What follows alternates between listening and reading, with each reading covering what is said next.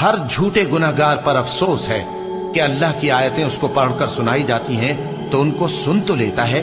مگر پھر غرور سے ضد کرتا ہے کہ گویا ان کو سنا ہی نہیں۔ سو ایسے شخص کو دکھ دینے والے عذاب کی خوشخبری سنا دو، اور جب ہماری کچھ آیتیں اسے معلوم ہوتی ہیں تو ان کی ہنسی اڑاتا ہے۔ ایسے لوگوں کے لیے ذلیل کرنے والا عذاب ہے، ان کے پیچھے دوزخ ہے، اور جو بھی یہ کرتے رہے کچھ بھی ان کے کام نہ آئے گا، اور نہ وہی کام آئیں گے جن کو انہوں نے اللہ کے سوا معبود بنا رکھا تھا، اور ان کے لیے بڑا عذاب ہے۔ اور جنہوں نے کفر کیا ان سے کہا جائے گا کہ بھلا ہماری آیتیں تم کو پڑھ کر سنائی نہیں جاتی تھیں، مگر تم نے تکبر کیا اور تم نافرمان لوگ تھے۔ اور جب کہا جاتا تھا کہ اللہ کا وعدہ سچا ہے اور قیامت میں کچھ شک نہیں، تو تم کہتے تھے ہم نہیں جانتے کہ قیامت کیا ہے،